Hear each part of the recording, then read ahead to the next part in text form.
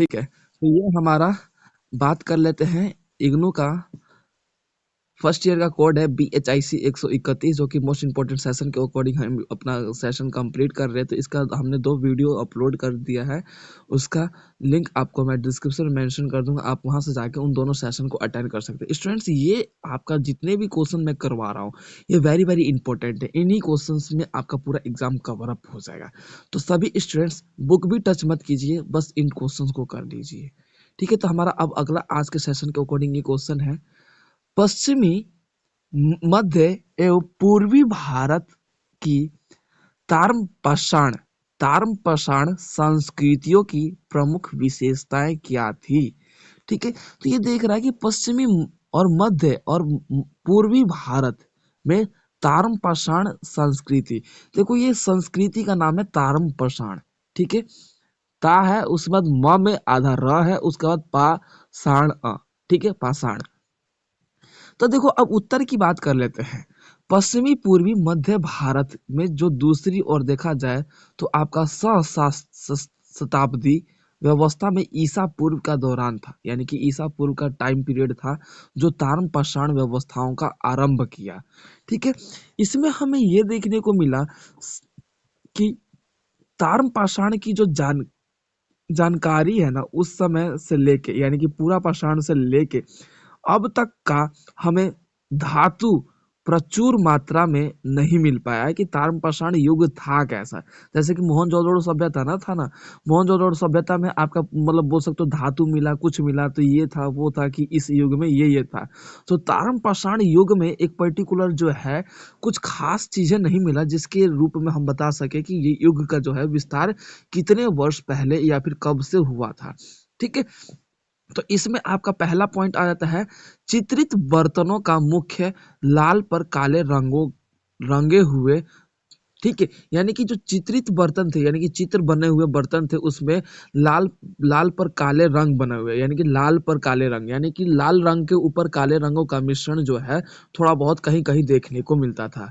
ठीक है, उसके बाद सिलिकामय पत्थर के जो आपके ब्लेड है उसके रूप में देखने को मिला। एक सेकंड। ठीक है, तो बेसिकली जो ब्लेड यहाँ पे पत्थरों के अत्यधिक जो है विकसित करने और उद्योग का जो है यहाँ पे स्वरूप भी थोड़ा थोड़ा मिलता है, यानी कि ताम्रपाषाण युग में। लेकिन अगर मैं जैसे कि आपको मैं बता दिया कि यहाँ पर प्रचुर मात्रा में कोई धातु नहीं मिला जिसका एक पर्टिकुलर बताया जा सके, लेकिन एक चीज क्या है, यहाँ पर बस्तियों में यानी कि खेती करने वाले जो लोग थे ना, वहां पर अलग अलग स्थानों पर यहाँ पे पुतली पुतलीय आवास की स्थिति मिलती है कि पुतलीय आवास आपने देखा होगा कि पुतले खेतों में लगाए जाते हैं भाई, ताकि कोई भेड़ बकरी जो वगैरह जो भी है मतलब ना करे। तो भाई ये जो पुतले होते थे, तो उस प्रकार के भी पुतले जो है अपने खेतों में बस्तियों के रूप में लोग लगाया करते थे, ताकि खेतों और जो पशुपालन है ना उसमें किसी भी प्रकार की बाधा ना आ सके। किस कौन से युग में भाई? ताम्रपाषाण युग में। ठीक है, संस्कृति के नाम पर देखा जाए तो यहाँ पर आज जो देख सकते हैं हम, महाराष्ट्र हो गया। ठीक है, महाराष्ट्र के ताप्ती घाटी के अवस्था में जो है हड़प्पा सभ्यता, जिस तरीके से हम देख सकते हैं कि आपका जो है नगरीय यानी कि 50 गैर नगरीय बस्तियों का स्वरूप रहा है, जो कि 1800 से लेके आपका ईसा 1800 से लेके 1600 ईसा पूर्व देखने को मिलता है। दया दया मबान बाबू के रूप में यहाँ पर इसके खुदाई करने, दया बबान बाबू, ठीक है, ये नाम है भाई, खुदाई करने वाले लोगों का नाम है। ठीक है, अब यहाँ पर जो है उज्जैन से लेके 25 किलोमीटर से पूर्व की ओर जो देखा था चंबल नदी के अवस्था में हमें यहाँ पर ताम्रपाषाण जो युग है उस समय की थोड़ी बहुत शिलालेख व्यवस्थाओं का स्वरूप मिलता है। ठीक है, और मालवा संस्कृति की बात की जाए तो नर्मदा नदी के तट पर जो है माहेश्वर और नवादा जो चोटी है उस स्थिति का स्वरूप मिलता है। और जो अलग अलग घाटियां है, जैसे आपका ताप्ती हो गया, गोदावरी हो गया, भीम घाटी हो गया, कई इन घाटियों का स्वरूप में जो है ताम्रपाषाण युग का जो स्वरूप जो है वो आपका कुछ कुछ धातुएं यहाँ पर प्राप्त होती हैं। क्लियर है? तो अब बात कर लेते हैं, हमारा अगला क्वेश्चन है, हमारा अगला क्वेश्चन की बात कर लेते हैं। तो स्टूडेंट ध्यान दीजिए, अगला क्वेश्चन क्या है, वेरी वेरी इंपॉर्टेंट है। इस क्वेश्चन के बिना पेपर नहीं बना होगा, पेपर नहीं बना होगा तो नहीं बना होगा, ध्यान रखिएगा। हड़प्पा सभ्यता में प्रचलित धर्म तथा धार्मिक रीतियों का विवरण दीजिए।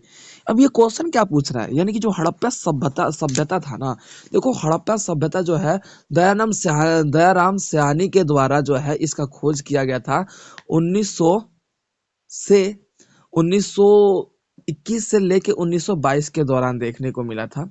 ठीक है, तो इस स्थिति में हमारा जो देखने को मिला कि दयाराम सयानी ने हड़प्पा सभ्यता, जिसे हम मोहनजोदड़ो सभ्यता हो गया, सिंधु सभ्यता, जो भी हो, इनका नाम पूरा एक पर्टिकुलर ये क्षेत्रों व्यवस्थाओं का लगेगा, लेकिन सिंधु सभ्यता से ही जुड़ा हुआ है, तो इनके द्वारा खोज किया गया था। ठीक है, तो इनमें आपका धर्म और बोल सकते हो धार्मिक रीतियों का विस्तार करना है कि वो धर्म को क्या मानते थे, कैसे लोग लोग थे और रीति रिवाज से संबंधित कैसे थे। तो ठीक है, तो पहला क्या है हमारा पूजा स्थल। पॉइंट लिखो भाई, धार्मिक स्थल, धार्मिक रीति रिवाज लिखना है तो पहले क्या है पूजा स्थल। सब हेडिंग बना लो भाई, पूजा स्थल। मोहनजोदड़ो सभ्यता के किले में जो बंद नगर थे उसके निचले नगर के कई बड़े इमारतें जो है मंदिरों के रूप में देखी गई है। ठीक है, यानी कि मोहनजोदड़ो सभ्यता जो थी, तो मोहनजोदड़ो सभ्यता के जो किले थे ना, उसके बंद नगर, यानी कि बंद नगर हुआ करता था, उसके निचले स्तर पर जो है कई इमारतें मंदिर मिला। ठीक है, जिसे हम पूजा स्थल के रूप में देखते हैं। अब ये मंदिरों का मूर्ति भी यहाँ पर बड़ी मात्रा में प्राप्त हुआ इन मंदिरों में। ठीक है, मोहनजोदड़ो में निचले नगर में जो है आपका बोल सकते हो इमारत मिली, मूर्तियां मिली, और बोल सकते हो कि अलग अलग सभ्याय सभ्याय व्यवस्थाओं का स्वरूप मिला। ठीक है, और इन मंदिरों तक जाने के लिए बोल सकते हो सीढ़ियों का रास्ता बहुत बेहतर तरीके से किया गया था, जो कि अगर बात कर लीजिए सीढ़ियों की, तो आपका 16 में बाय 1/2 इंच की स्थिति देखने को मिलती थी। यानी कि भाई लंबाई कितनी भाई, आपका 16 इंच का, और 1/2 का मतलब होता है कि आपका पर्टिकुलर स्वरूप जो है चौड़ाई और ऊंचाई। ठीक है, इस स्थिति से।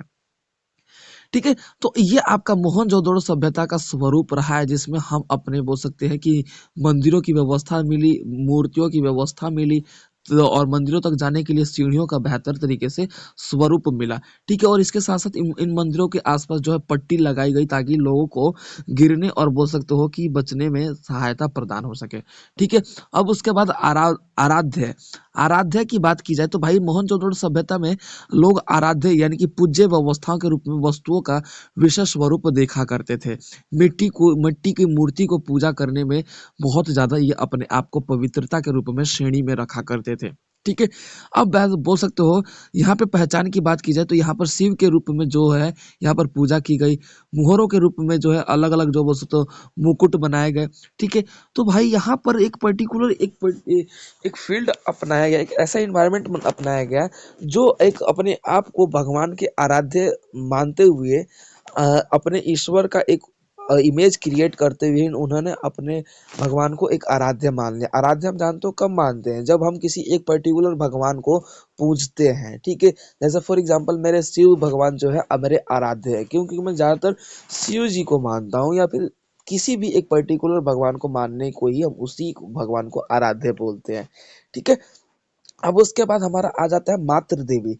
मातृ देवी हड़प्पा सभ्यता की बस्तियों में देखने को मिला कि भारी संख्या में जो पक्की सी मिट्टी की मूर्तियां थी ना, वहां पर महिलाओं की मूर्तियों का भी स्वरूप देखने को मिला था, जिसे मातृ देवी के रूप में देखा जा सके। तो बड़ी सी मेखला सिंह तथा वो सब तो गले में हार पहने, यहाँ पर मेखला सिंह जो है ना, यहाँ पर्टिकुलर बड़ी सी मेखला सिंह, ठीक है, ये नाम है।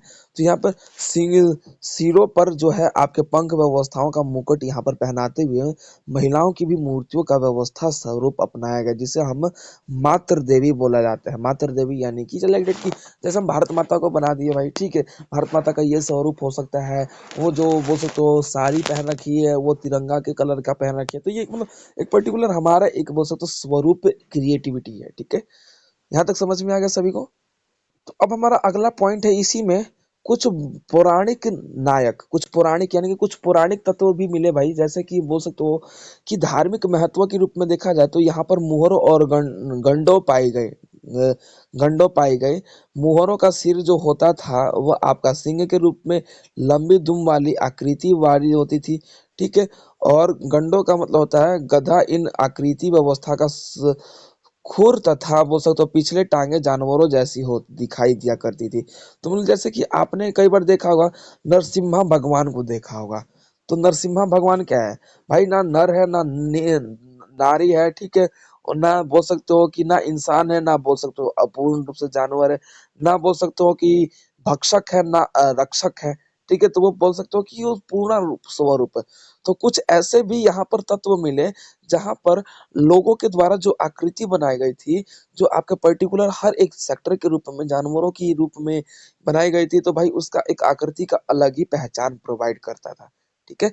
अब उसके बाद हमारा अगला पॉइंट है, जानवरों की पूजा भी किया जाता था इसमें, कि भाई इनकी संस्कृति है, ध्यान रखना। और बिल्कुल पूछा जाएगा, और ये बहुत इंपॉर्टेंट क्वेश्चन है, हर गवर्नमेंट फील्ड में बहुत वेरी वेरी इंपॉर्टेंट क्वेश्चन है भाई, ध्यान रखना। पूरा इतिहास ले रखा है ना, तो बहुत अच्छे से इस चीज को याद रखना कि इस टॉपिक को तो भूला मत करा करो कभी भी, हमेशा बेसिक बेसिक इसका पूरा रट रखा करो, ठीक है। देखो, प्रतीत होता है कि हड़प्पा के जो लोग थे ना, वो जानवरों की पूजा किया करते थे, ठीक है। ध्यान रखना इस चीज को। हमारी जानकारी में इसके स्रोतों के रूप में देखा जाए तो यहाँ पर पक्की मिट्टी की मूर्तियां जो है, ठीक है, मिला करती थी, जो कि जानवरों के रूप में सांड सांड एक झुकी हुई मानव आकृति के रूप में यहाँ पर जो आपका स्वरूप देखने को मिलता है। तो देखो, ये एक पर्टिकुलर यहाँ पर एक संभोग का स्वरूप देखने को मिलता है। संभोग का मतलब होता है कि फिजिकल रिलेशनशिप, ठीक है। तो यहाँ पर एक जानवरों को कुछ इस तरीके से भी प्रस्तुतिकरण किया गया है, जिसके रूप में जो है, इनके रूप में आपका स्वरूप। अब उसके बाद हमारा अगला अगला पॉइंट है यहाँ पर लास्ट में, मृतकों का अंतिम संस्कार। यानी कि जो मृतकों का टीला, जानते हो मोहनजोदड़ो को हम बोलते हैं मृतकों का टीला, यानी कि मरे हुए लोगों के जो टीला के रूप में, ठीक है, इसे बोला जाता है। मानव जाति अपने सगे संबंधियों के मृत शरीर को अंतिम संस्कार के महत्वपूर्ण धार्मिक गतिविधियों के रूप में जाना जाता है। आप लोग भी देखते होंगे कि चाहे मोमडम हो गया, चाहे हिंदू हो गया, चाहे कोई भी धर्म हो गया, तो भाई मरे हुए व्यक्ति का एक मृत शरीर होता है, यानी कि डेड बॉडी होता है, उसको एक संस्कार पूर्वक बोल सकते हो कि एक आदर सम्मान पूर्वक जो है उसकी अंतिम संस्कार की जाती है। तो इस स्थिति में जो है, ये आपके संस्कार ही तो है भाई।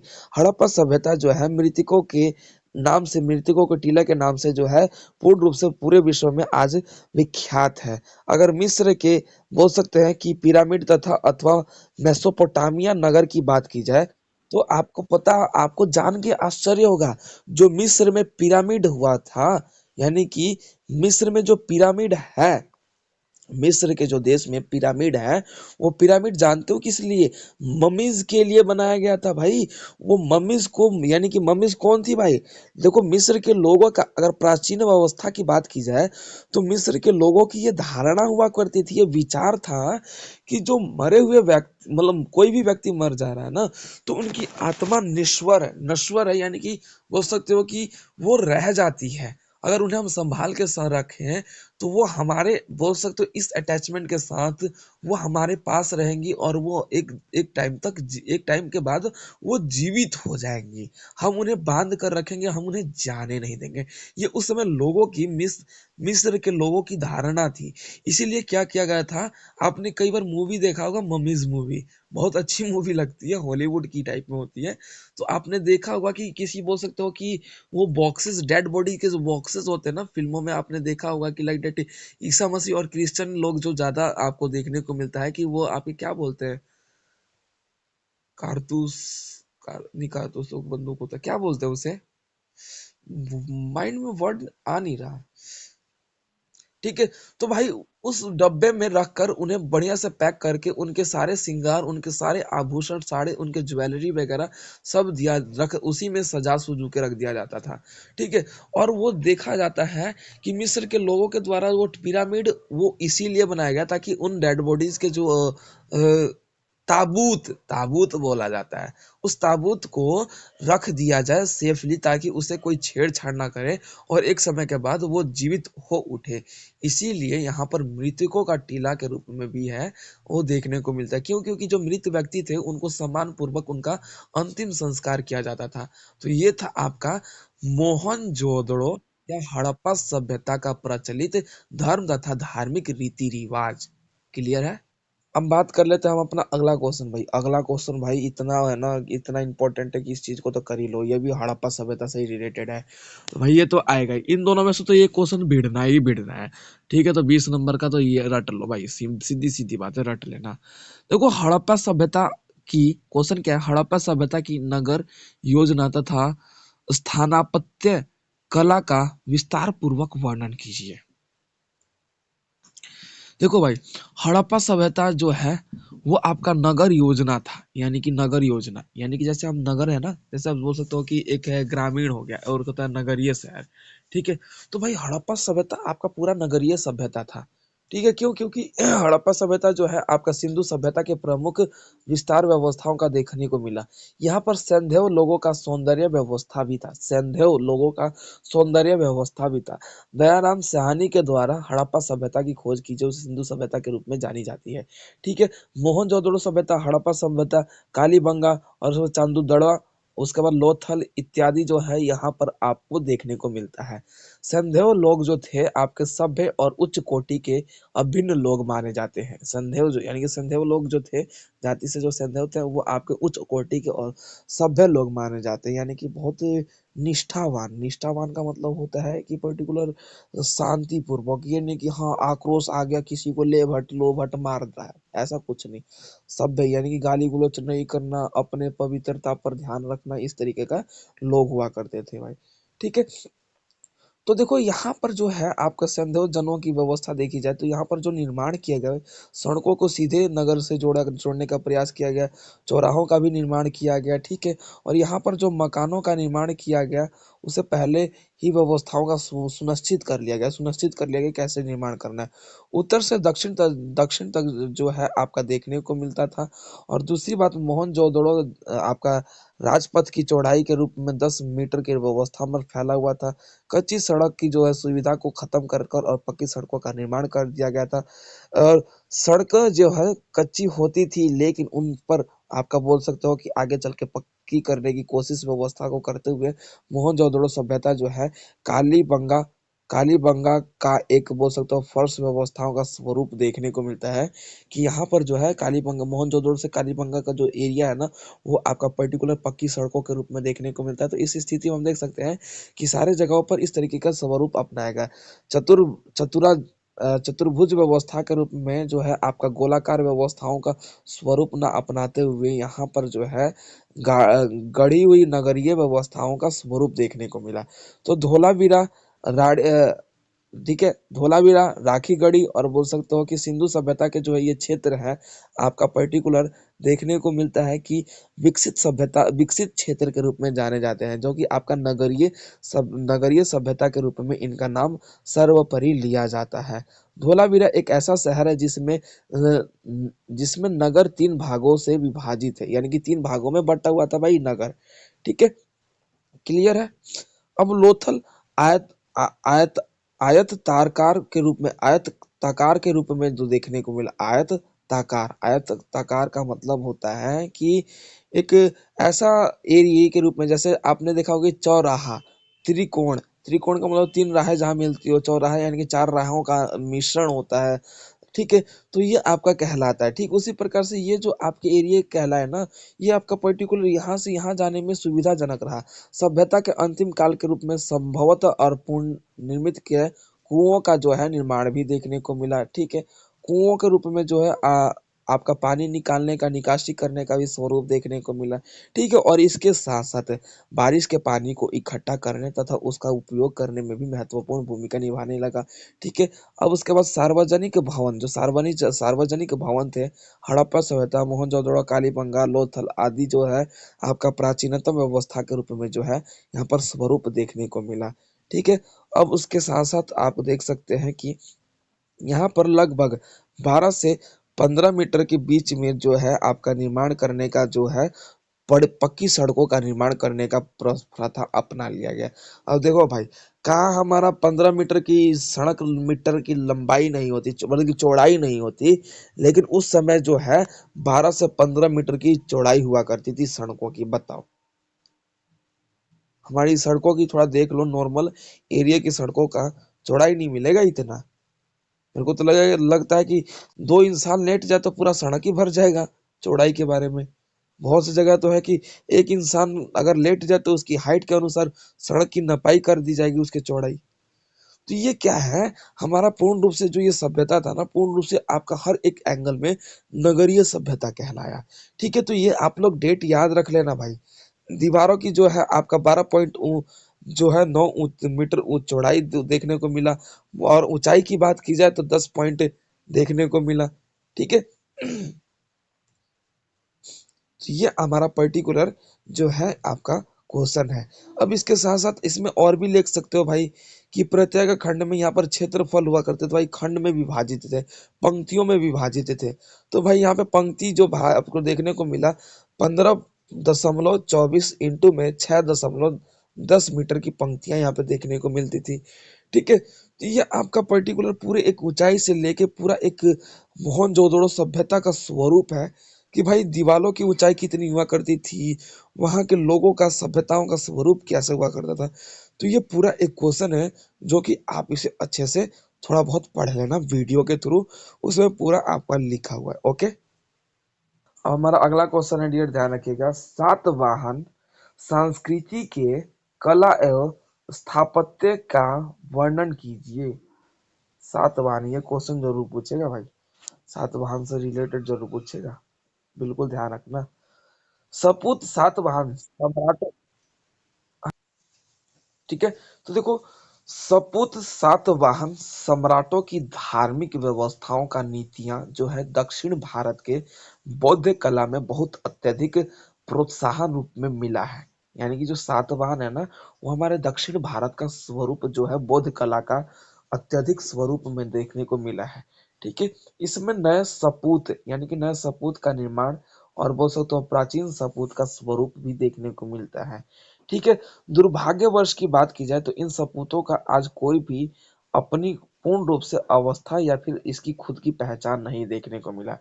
तो देखो, अ, अमरावती सपूत, देखो अमरावती सपूतों का अमरावती आंध्र प्रदेश के गुंटूरू जिले में देखने को मिला है। गुंटूरू का जिला है वहां पे आंध्र प्रदेश में, वहां पे देखने को मिला है। ठीक है, अमरेश्वर की स्थिति भी इसे कहा जाता है, ये अमरेश्वर की मंदिर व्यवस्था के रूप में भी देखने को मिलता है। ठीक है, बस्ती से लगभग 18 मीटर दक्षिण की दिशा में जो है महान बौद्ध सपूत देखने को मिला है। सॉरी सतूप है, सतूप है, सॉरी सतूप है, सपूत नहीं सतूप है। सतूप का मतलब होता है स्ट्रक्चर। ठीक है, वही मैं कहूँ कि कुछ मिस्टेक हो रहा है। ठीक है, मिसप्रिंट हो रखा था कहीं पे तो मैंने उस, ठीक है, सतूप होता है, सतूप सपूत, सतूप का मतलब होता है स्ट्रक्चर। तो बौद्ध स्ट्रक्चर भी देखने को मिला। अमरावती का प्राचीन नाम जो है धान्यंकट के रूप में जाना जाता है, जो कि ऐसा प्रतीत होता है कि मौर्य शासक अशोक के अन्य स्थानों के रूप में देखा जाता है। दुर्भाग्यवश देखा जाए तो यहाँ पर स्तूप का जो स्वरूप है वो आपका मूल स्थान जो है आज नष्ट हो चुका है, जिसके कारण पर्टिकुलर सातवाहन संस्कृति का कोई पुख्ता पूरक पुख्ता पूरक जो है आपका सबूत ना होने के कारण जो है इसकी संस्कृति से थोड़ा बहुत लोग आज भी अनभिज्ञ हैं। अनभिज्ञ का मतलब होता है कि मतलब जानकारी नहीं होना। ठीक है, अमरावती स्तूप का जो है शिल्पकठों के रूप में आपका देखने को मिला है। एक ऐसा शिल्प जो आपका बोल सकते हो कि जो ज्यादा से ज्यादा आपके स्ट्रक्चर और ज्यादा से ज्यादा वहां पर जो मूर्तियों की स्थिति है उसके रूप में देखने को मिला, जो लगभग 20 फुट की ऊंचाई पर बनाने गए व्यवस्थाओं का स्वरूप देखने को मिला। ठीक है, यहाँ पर सीढ़ियों की बनाई व्यवस्था भी की गई, क्योंकि भाई 20 फुट है, 20 फुट के लिए भाई हम हाथ से थोड़ी ना पकड़ लेंगे, 20 फुट आम थोड़ी ना होता है। दो घर के लेंटर को मिला के 20 फुट यानी कि दो मंजिला घर होता है भाई 20 फुट का आसपास। ठीक है, तो इस स्थिति के अंतर्गत हम ये देख सकते हैं कि यहाँ पर मतलब सीढ़ियों का स्वतंत्र व्यवस्था में उपयोगी भी और बोल सकते हो सहायक मंद रहा। संभवतः यहाँ पर देखा जाए व्यवसाय में 162 फीट तथा बोल सकते हो वेदिका के रूप में 800 फीट जो है घेरा लगाया गया। ठीक है, और इसके तत्पश्चात देखा जाए तो यहाँ पर कलाविंदी कलाविंदी उष्णकटीय शिल्प व्यवस्थाओं का भी चार भिन्न भिन्न कलाओं का संबंध यहाँ पे देखने को मिला है। तो देखो पर्टिकुलर देखा जाए ना, तो प्रथम काल के रूप में देखा जाए तो प्रथम काल में आपका बुद्ध के प्रतीक आदि मिलता है। द्वितीय काल में आपका बोल सकते हो कि सौंदर्य व्यवस्थाओं का जो है मूर्ति जो है देखने को मिलता है।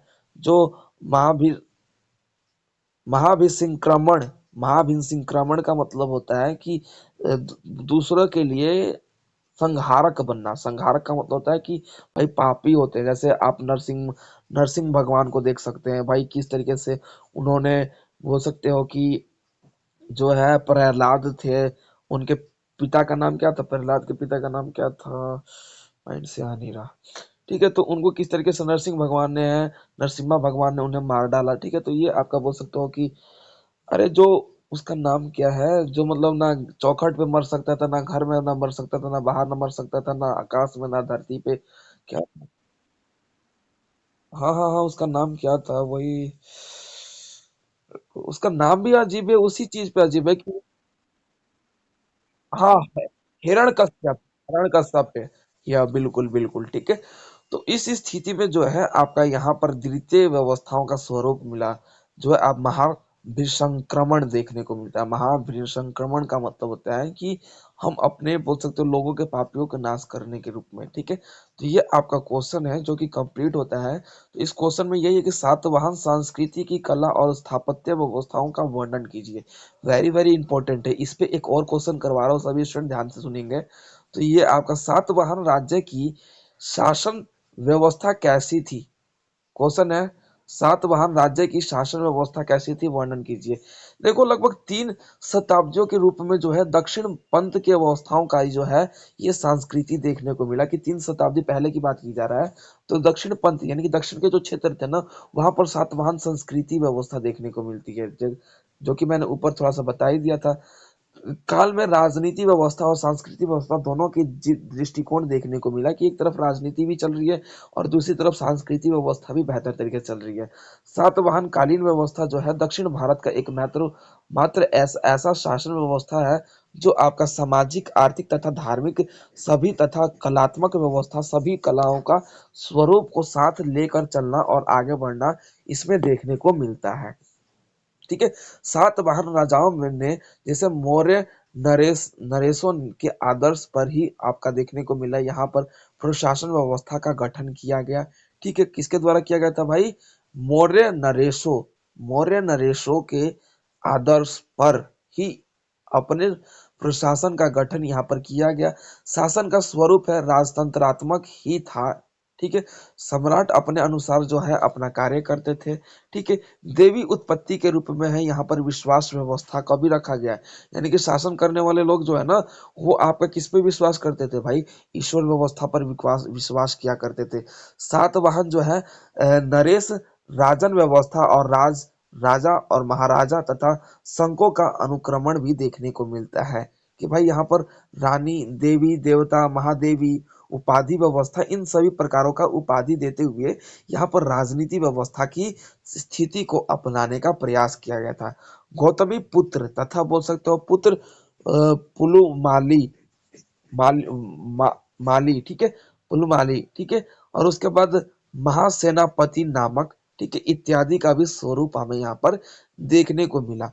मराठी तथा महाभोज का उल्लेख भी यहाँ पे देखने को मिलता है। ठीक है, मराठी मराठी और महाभोज उत्तरी कोंकण के सामान्य व्यवस्था में शासन करने वाले दो महत्वपूर्ण शासक थे। ठीक है, गोवर्धन और सोपारा, मामल, सातवाहन आदि आहारों के बोल सकते हो कि विशेष सूचियों में देखा गया। यानी कि गोवर्धन, सोपारा, मामल, सातवाहन आदि आहारों का जो है यहाँ पर स्वरूप देखने को मिला। प्रत्येक आहार में शासन का अमर्त्य व्यवस्थाओं का स्वरूप था। ठीक है, आहार के नीचे ग्राम के लोग, प्रत्येक ग्राम का अध्यक्ष जो है एक ग्रामिक होता था, ग्राम शासन के लिए उत्तरदायी हुआ करता था। देखो भाई, ये राजनीति है। ठीक है, कहने का मतलब ये है कि सातवाहन शासक भी, ये शासक ही तो था क्वेश्चन, कि शासक व्यवस्थाओं के बारे में पूछ रहा था। कि भाई यहाँ पर शासक कैसे थे, शासन कैसे किया जाता था। फॉर एग्जाम्पल भारत है, भारत में भाई प्रधानमंत्री शासन करता है, राष्ट्रपति रूप में शासन करता है, संसदीय व्यवस्था और बोल सकते हो लोकसभा, राज्यसभा, कार्यपालिका, न्यायपालिका व्यवस्था, इस तरीके का जो है शासन व्यवस्था है। ठीक है, तो ये आपका सब चीज है व्याख्यात्मक रूप में बताया गया है कि सातवाहन सभ्यता में जो है, सातवाहन नगर में जो है आपकी किस तरीके से शासन व्यवस्थाओं का स्वरूप अपनाया गया था। क्लियर हो गया? ओके, तो ये इसके साथ साथ हमारा ये क्वेश्चन कंप्लीट होता है। एक और क्वेश्चन मैं आप लोगों को थोड़ा बहुत ऊपर से ऊपर बता देता हूँ ताकि ये कई बार पूछ देता है। मगध साम्राज्य का उदय पर विस्तार पूर्वक वर्णन कीजिए। तो ये आप वीडियो से देख के समझ लेना, वीडियो में आपका पूरा यहाँ पे पीडीएफ वगैरह दिया गया है। ठीक है, तो आप लोग वहां से देख के समझ लेना। अदरवाइज ये क्वेश्चन मैंने पहले भी करवा दिया है, उस सेशन का लिंक मैं आपको डिस्क्रिप्शन में मेंशन कर दूंगा। दोनों सेशन को आप अटेंड कर लीजिए। सभी स्टूडेंट्स आपका प्रॉपरली पूरा आपका 85 प्लस मार्क्स आ जाएगा अगर आप इन्हें अच्छे से कर लेते हैं इन्हीं क्वेश्चन को। ओके स्टूडेंट्स, ठीक है, तो आप इन सब की प्रिपरेशन कर लीजिए और मैं उसका लिंक आपको डिस्क्रिप्शन में मेंशन कर दूंगा। ओके।